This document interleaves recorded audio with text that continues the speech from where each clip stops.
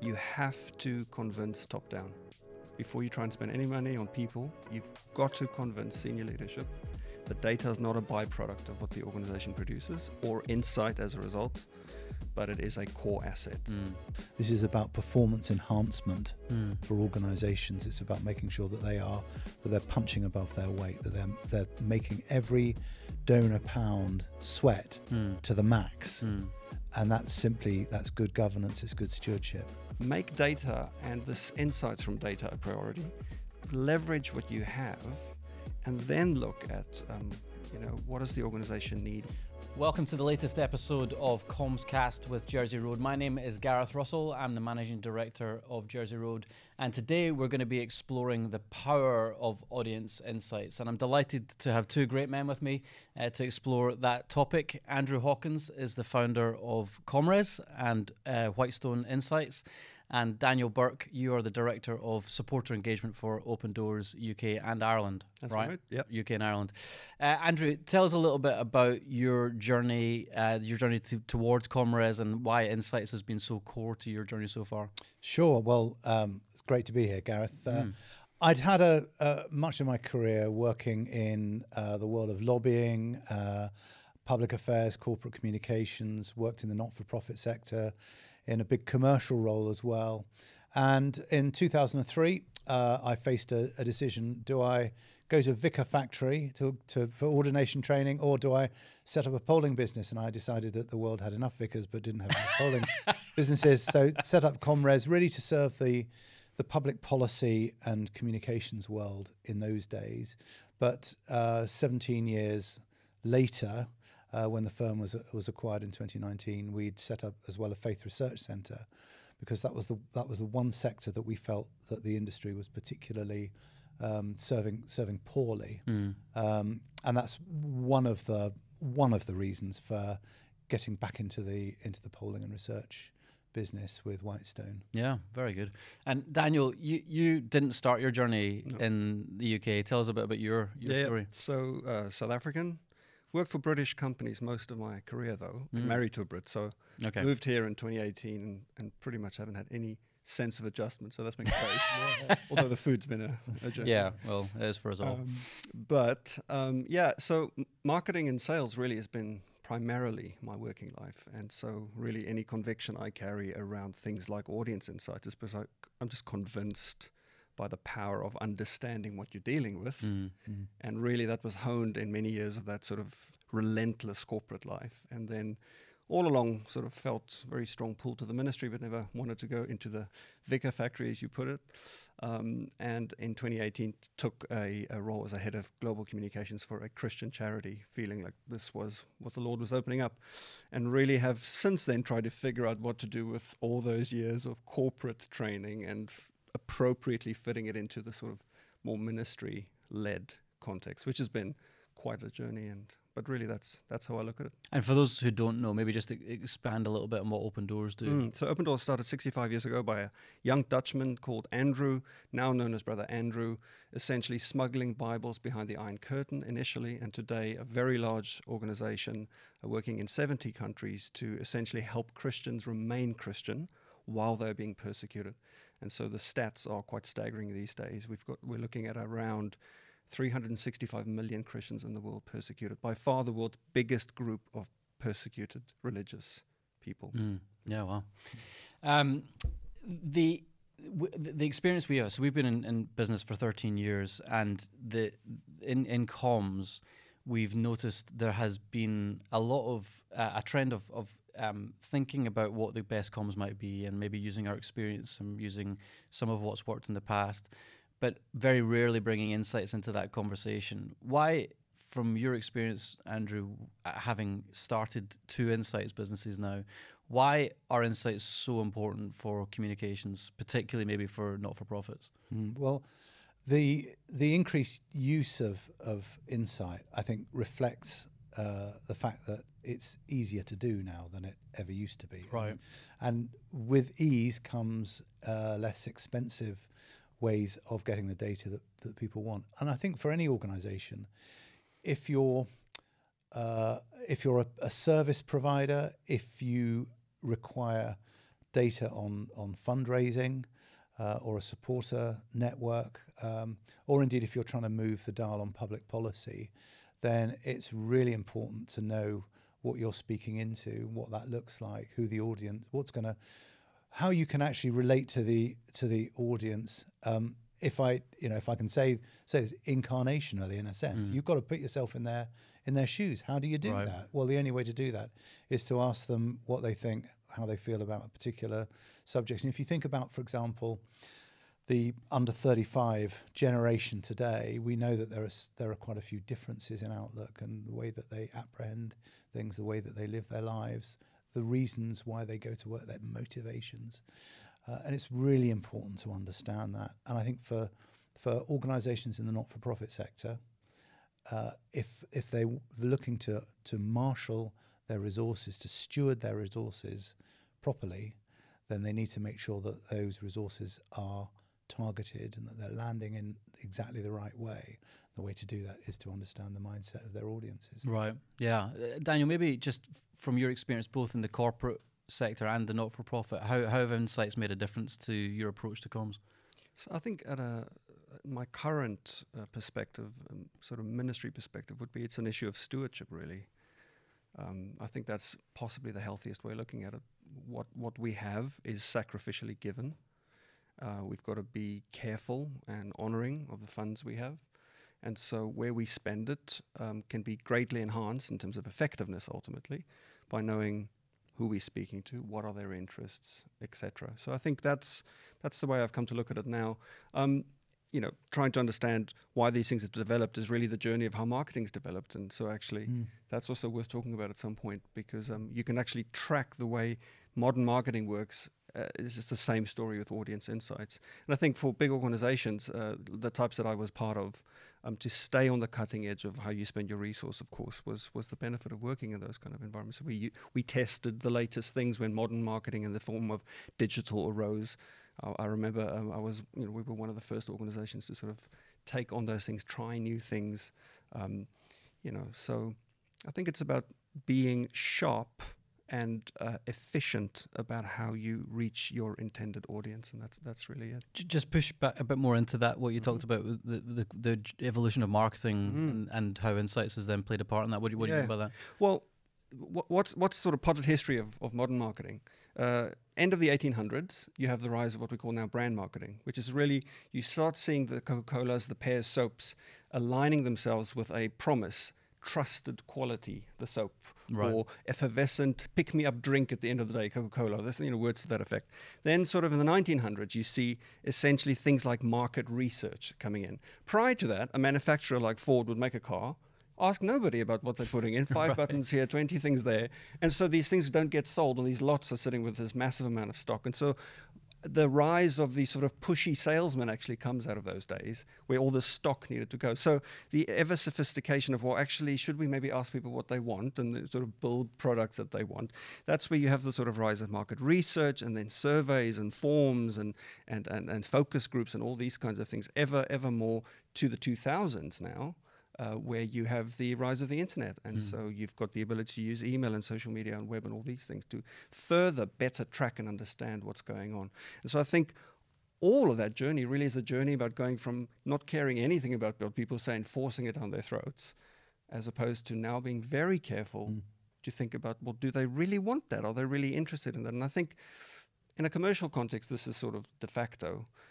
Back to sort of the question you asked earlier, I think, why are we seeing this sort of arising everywhere? Why are you seeing this in Jersey Road more? I think it's because the battle's been won in the sort of large organizations of the world. It's become de facto, and now you see the platforms become standard analytics tools. Right. And now everybody else is going, oh, well, we need to get on board with this because it's sort of the way it works.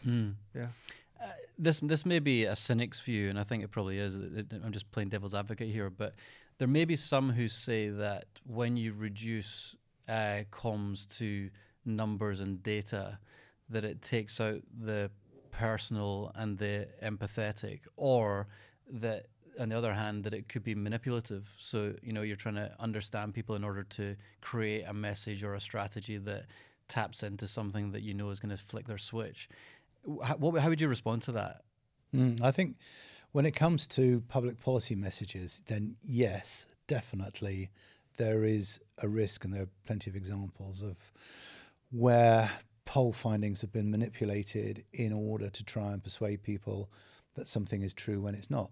But that's why the British Polling Council, which oversees not standards of research but transparency in research, that's why it was set up in the early 2000s to try and stop politicians making bogus claims about how their party was doing in the run-up to an election where that party was likely to lose, which might have some resonance in today's world.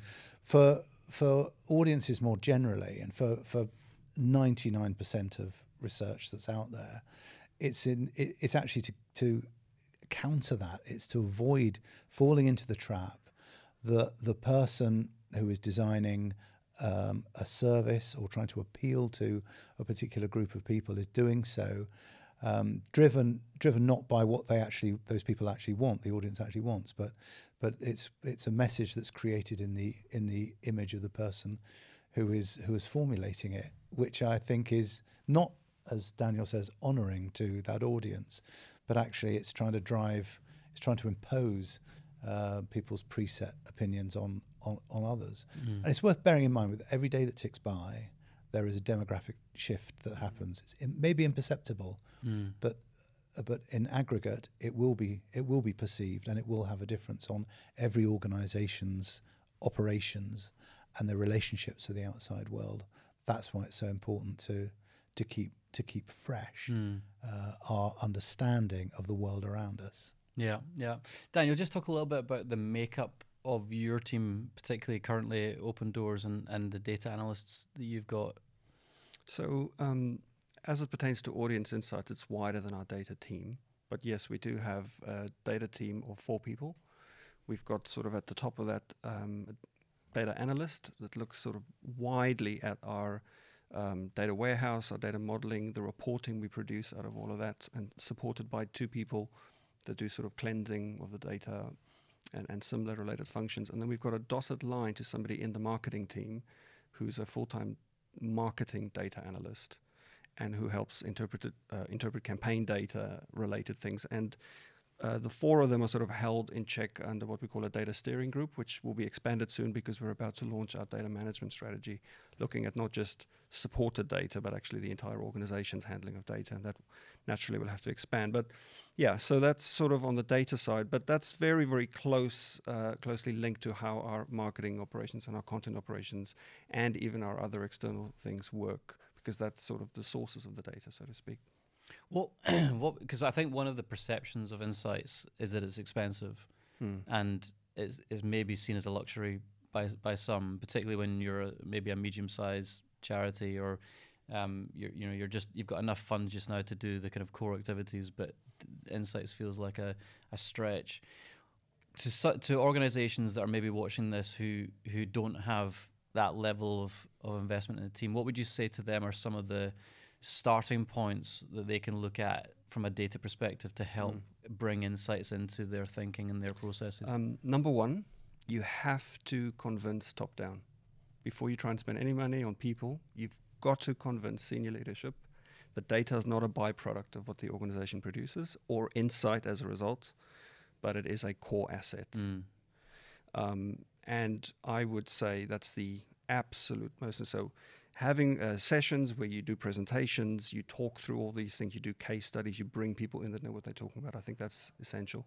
Secondly, I'd say leverage the built-in analytics and insights tools that now come pretty standard on pretty much everything we're using. Office or 365 now comes with built-in analytics telling you how much emails you've been sending and stuff. Right. So user behavior is sort of baked into some of the tech now. All the social platforms tend to have phenomenal analytics. Websites, Google Analytics, some of this has been around for a while. So I'd say, without worrying about getting any more staff, make data and this insights from data a priority.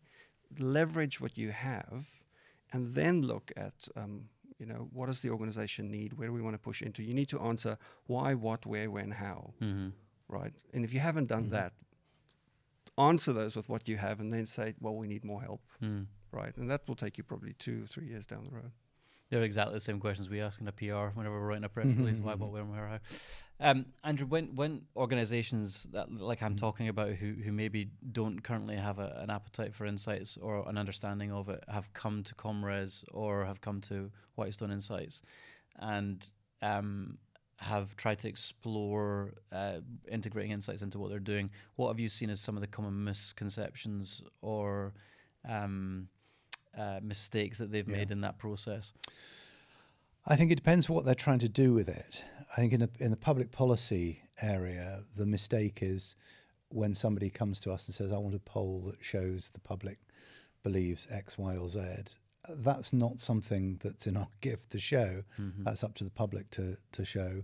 So when they start with the end in mind? When they start with the end in mind. Now having said that very often you'll find that people will conduct a piece of research to find out what the public thinks.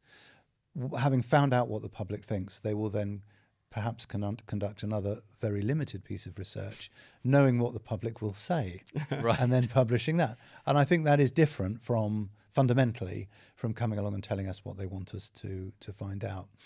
Another misconception is that it needs to be expensive. And of course, the whole area of market research came out of the big corporate world, but barriers to entry have collapsed, especially over the last 5 to 10 years, and there is almost no project for which there isn't a budget these days. If there's an organisation that wants something very, very limited, they can get it. I mean, there's at the risk of sounding like I'm trying to sell something, I'm genuinely not, but it is often a surprise to people to learn that they can commission one omnibus, that's a multi-client survey of 2,000 members of the general public, properly scientific, constituted poll for just a few £100s. And that didn't used to be the case years ago, when you had to do field work face-to-face or even by telephone. Nowadays, the internet has radically changed all of that. And AI is doing exactly the same. Again, the latest wave of innovation in this sector means that we can conduct qualitative research interviews using chatbots incredibly quickly, incredibly cheaply.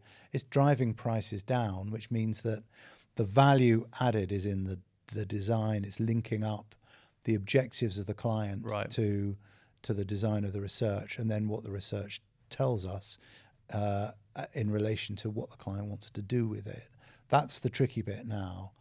Acquiring the data is no longer as difficult as it was. That's interesting, because I think that some people would assume that the cheaper the research project, the less efficacy it would have, or the less robust it would be. But you're saying that's not the case, so long as the scope is appropriate to the budget. It's all about appropriateness. So we've just finished a 13,500 sample survey for one of the several groups of conservative disgruntled activists who want to see Rishi Sunak replaced. Now that 13,500 sample, what that enables us to do is slice and dice the data with much more granularity than if it was a 2,000 strong sample. But the margin of error on that is not that much different from 2,000. Therefore, at top line level, it's just as authoritative. It's when you delve into the detail, it becomes more flexible the bigger you go. Right. But it doesn't actually go to the heart of whether it's an authoritative survey or not. In fact, things like research designed question wording have more of an impact on the reliability of something at that level than sheer sample size. Yeah. And Daniel, from your perspective, what are some of the mistakes that you've made along the way with data and with insights that you've learned from and that others can learn from?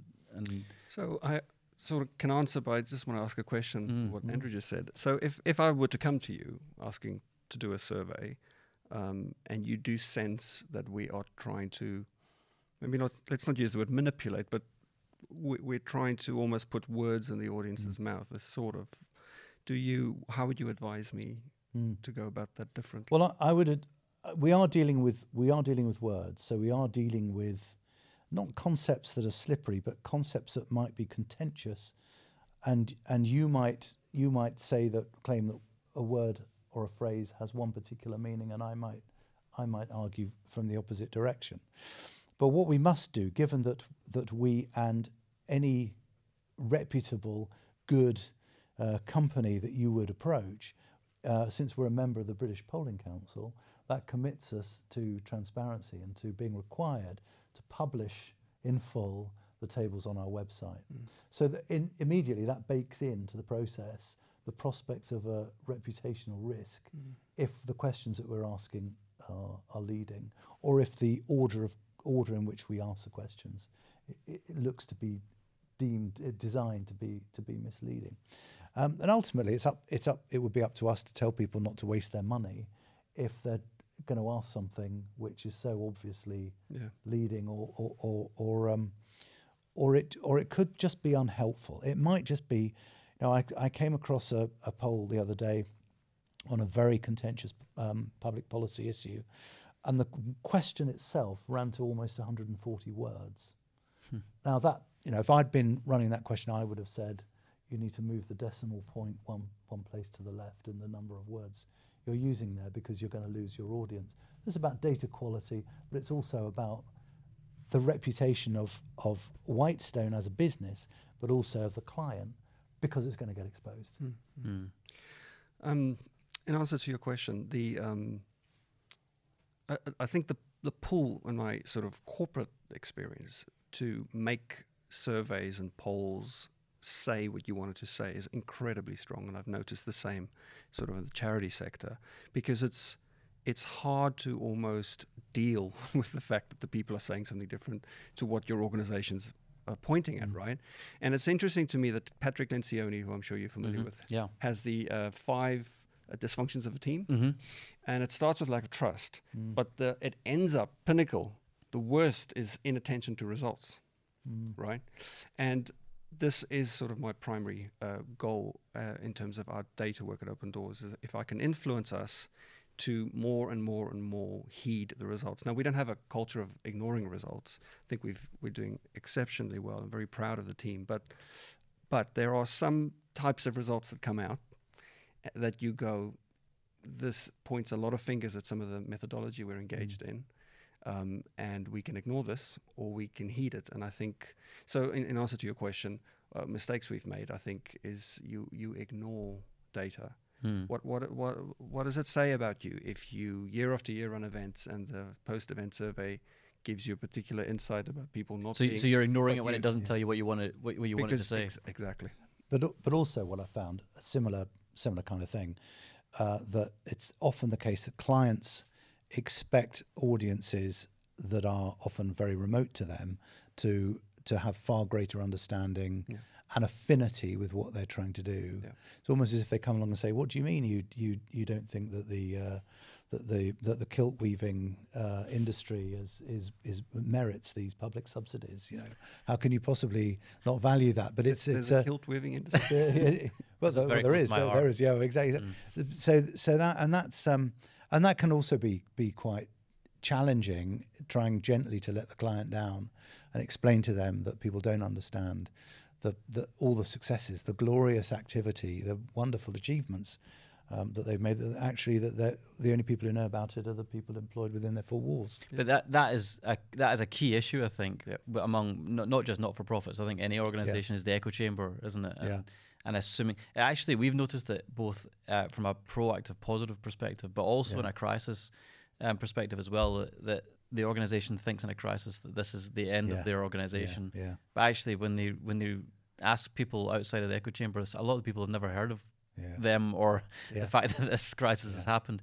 When you're specifically thinking about audience insights, so understanding your audiences, what are some of the key questions you need to be asking, and maybe I know that the methodology is going to be different for different projects, but we've talked quite a lot about quantitative here, but can you just talk a little bit about how the qualitative comes into that as well?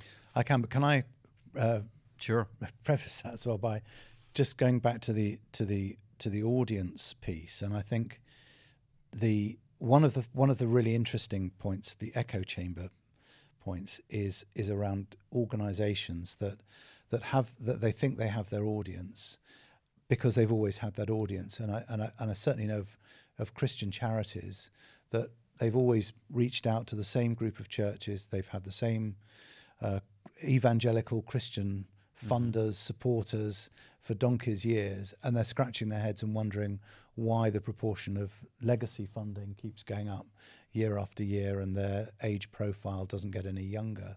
And that's a really good example of where Insight can help organizations find new sources of funding. And that's a real live example and really sort of helpful stuff when it happens. On the qualitative piece, I mean, we're addressing a fundamentally different question from a quantitative survey piece. With quantitative, you might be asking the question, what do people think? How many people think this? What's the size of our market? What messages land particularly well? With qualitative, you're asking much more the question why. And so for audiences, audience selection might well be the same as the audience selection for a quantitative piece, but you're going directly to the people perhaps whose minds you want to change. So with any quantitative segmentation, for example, whether it's a public policy piece, whether it's fundraising, the same principle applies, where you're operating on a spectrum. And at one end of the spectrum, you've got people who are implacably opposed to doing what you want them to do. And at the other end, you've got people who you don't need to convince because they're already on board.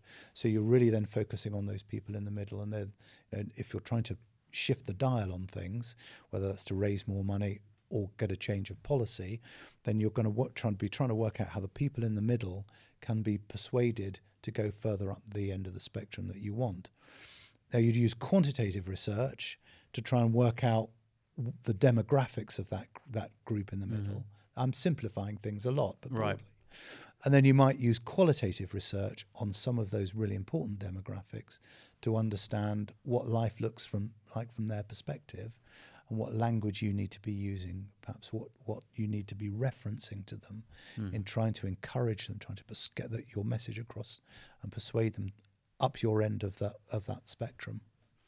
Daniel, have you got experience of what Andrew's just outlined in defining those audience, either Open Doors or in your corporate Not world? quite at Andrew's level, but I'm very familiar with everything you're saying. Yeah. And how's that then tangibly made a difference to what you're doing? I guess we're quite structured in that sense, in that we know exactly what the audiences are for the organization and who's going after them, and we have what we call audience owners mapped onto, on the fundraising side, the equivalent target or financial target owner that maps onto those audiences, and we have built essentially our data gathering around who we're going after. So for instance, we have a quarterly audience forum in which all of those owners sit around a table and they are bringing a mix of quantitative and qualitative, anecdotally mostly, but the point is to stay very much in touch with the coal face, to get away from the equivalent for me would be the ivory tower of marketing, is we sort of impose onto the world our view of them, and our charity is so important. Of course they're going to want to meet with us, when in fact, actually, no, we're one of 1,000. So we would sit and gather insights on top of all the other things we're doing to get the information. And are those audiences existing audiences, or are they? So we split them up in mass individual, because that's our largest group by things like direct mail and email communications, and we see that as a distinct group with whom we engage, irrespective of them being attached to a church or have a particular interest. It's just our sort of mass. But then we lift up out of that mass a number of other groupings, which is like the advocacy interest group, the church leaders, the youth and young adults, and let's say major givers. They all have far more specific types of interest in us and different things that drive them, which is where it overlaps with a lot of what Andrew just said. And depending on who owns that audience segment, their strategy needs to be built around understanding what particular, because your mass £5 a month giver, to use one example, is very, very different to your £30,000 a year donor, who doesn't just give you 30,000, they want to understand your financial model and what's happening in the field. And so, how to handle that relationship is, of course, very different. So the data sort of feeds into all of this and also, helps the rest of the organization. You talked, when I asked you about organizations who may not have 4 data analysts and want to do it on more of a budget. You talked at the start about getting buy-in from the top. Can you just go a level down on that to say how do you go about getting that buy-in from senior level? The gift of long suffering. I think in Open Doors, I've got a wonderful CEO that I work with who it's never been a battle on this level. So really my role and the way I've seen my role is to facilitate an environment in which when we look at everything that matters in making a decision, prayer, wide consultation, input from the field and the wider organization, one of the other questions that needs to be asked is, what's the data on this? What's the insights on this? And that's really what I've seen become totally normalized in the last 4 years. So now, I would say the most recent is the one part of the organization that previously perhaps weren't necessarily engaging. Now they've got reports, dashboards, they've got heat maps. This is how many supporters we have in your area. This is what you can do. This is where you can go. The audience forums, all those things are starting to create a culture in which it's pretty normal to ask, what's the data on this? Now, I will say, when I started 4 years ago, it wasn't like that. And I think it probably kicked off with having regular reviews, post-events and post-projects. Mm-hmm. Awkward, very difficult. But again, top-down, there's an appetite to get it right, that when we pull out some report that we actually can trust the data and then be willing to accept the awkward and long conversations. And really, my role has just been to raise the issue. Can we refine this? There's a bit of pushback, and just gently come back in 6 months and do it again. And 6 months later, come do it again. And slowly you do turn the Titanic, but I think we've hit a few icebergs. You just got to be willing to take the long road in that sense. In my experience of working with clients on this has been varied, but ringing in my ears was the experience of one client whose boss is a major multinational, and we were doing research in a public policy space for them across Europe. And after the project had finished, the client had said that they had felt like they were American, piling down the freeway at 90 miles an hour with a blindfold on. and that's the big thing, that if you want visibility on what your future looks like, on where you could be going, then you need data in order. But data can do that. It can enable you to break out of the straitjacket of how you've been working for the last 20 years and give you new audiences, new supporters, new fundraisers. There's a piece of work that we did at Whitestone last year where we were asking the public and asking people who identified as Christian. I mean, it's a poor question. It's a census question. But then segmenting underneath that people who were churchgoers and then people who prayed, read the Bible. They were displaying Christian disciplines, right? And we were doing some work to look at the pool of people that a lot of Christian charities fish in, which is evangelical Christians, but going beyond that. And what if we were to ask churchgoers or people who aren't churchgoers but who have some kind of cultural affiliation to Christianity, to whether they would be prepared to put their hands in their pockets and support. And we calculated that the organisation we were working with had a prospective pool that's 2.5 times larger than the one that they were fundraising among, if they were prepared to go beyond evangelical Christians. Now, the sun has yet to set on that particular, the outworking of that project, but it's already lifted the sights of the organisation. And so from a senior management perspective, it's fantastic because it helps point the direction for the future of the business that the organisation can go in. And at that point, it's not actually a theological question of whether it's evangelicals or not, because actually, as you say, it's more of a research tool, really, to ask how often people go to church or how often they pray or how often they read the Bible. It's difficult for us to actually classify evangelical Christians, right? You touch on something there, which is the perennial problem week in, week out that we wrestle with, which is what is a Christian? And the self-declaration. So the newspapers reporting regularly that there are fewer Christians today than there were 10 years ago is in some respect, deeply unhelpful, because the census question itself is unhelpful. It's a cultural identity question. Right. So then we can't see into people's souls, which is obvious and just as well. But it does mean that we're left with the question: how do we define what a Christian is? And there's a taxonomy that we've worked up to try and answer that. But I readily accept it's not perfect and never can be. I'm assuming that when you've had organizations come to you, it's not always the CEO who's been coming to you. So similar to what my question was to Daniel, how have you seen insights and data trying to be sold up a level to then get buy-in from an organizational perspective? I don't think it's that difficult anymore. I think it used to be really tough, and I would say that there was a point probably in the late 2000s when there was a great value put on things that were measurable, and that included corporate reputations. It also included quite often the reputations of senior leaders as well, and that it's a brave leader who will commission research to find out how they're personally perceived among their peers. But the convention now, it's more commonly practiced than not that people will want to understand how the reputation of their organisation, how the impact of their organisation in the context of their peer group is changing.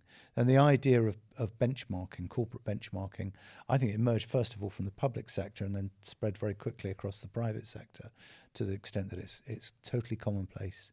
If organisations aren't doing it, they can be sure that their competitors for the pounds or prayers or attention of their peer group are. And I think, Daniel, you alluded to this earlier.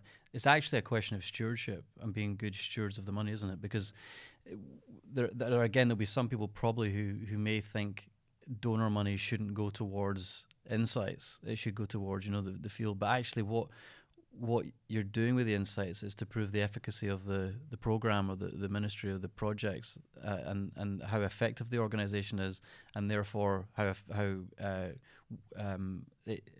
attractive it should be to donors to invest into that. We could talk about all of this for another 3 or 4 hours. This is an area that I just want to tell you a little brief story. I did a marketing degree when I was at uni. Market research was the thing I hated most about that degree. I failed my stats, but I had to redo that. It was the only bit I failed.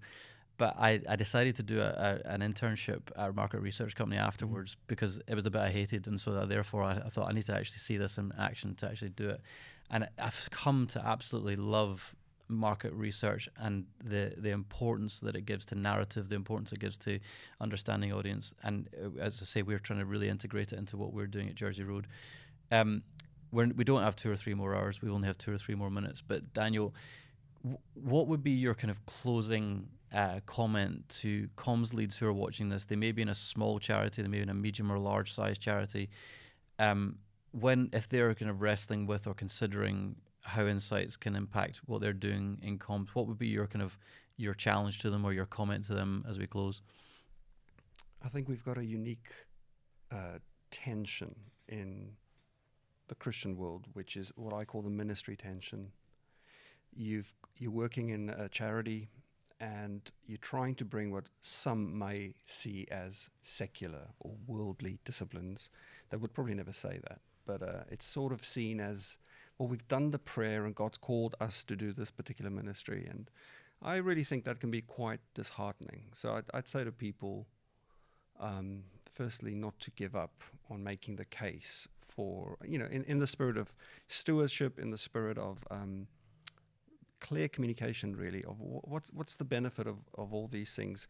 Because the reality is often a charity or a context that's very sort of ministry heavy, ministry driven, has its version of market research, without calling it that, sitting on the ministry end, and I guess I would just want to encourage people to really not get disheartened, but really sort of work with their CEOs or senior leaders to actually go, let's not see these things as opposing forces. Actually, they are complementary. And if you take time to see how they work together, there's a place for prayer, there's a place for being led by the Spirit. But there's also a place of going, God's given gifts of administration. How does this neatly work as all the gifts to bring insight? And I think let's not be led by the world, because the marketing world itself has a culture about it. And if you look at the sort of technologies that sort of now retarget you and track you and listen to you, I don't agree with any of that at all. And we don't just want to swallow all of that.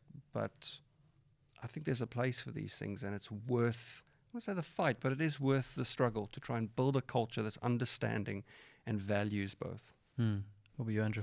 Well, I agree entirely with Daniel on this, that that tension seems to me is an entirely false one, because you wouldn't simply say, "Oh, we'll sign this. We're a ministry, so we'll sign this lease. We're not going to get legal advice, or we'll run this event. We're not going to bother with any secular safeguarding protection." And actually, this is simply bringing the gifts of decent administration to organisations, and actually along the way you'll find all sorts of wonderful surprises and opportunities.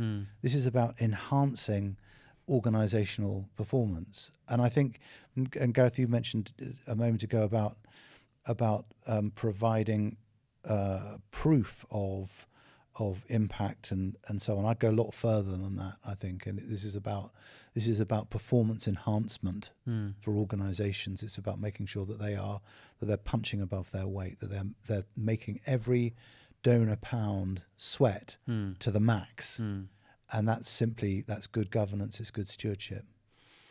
Well, thank you both. This has been a stimulating conversation. Andrew, thank you for your time. Daniel, thank you for your time. We hope you've enjoyed this episode of the CommsCast with Jersey Road. If you want more details about Jersey Road, you can go to jerseyroadpr.com or follow us on socials, and we'll see you next time.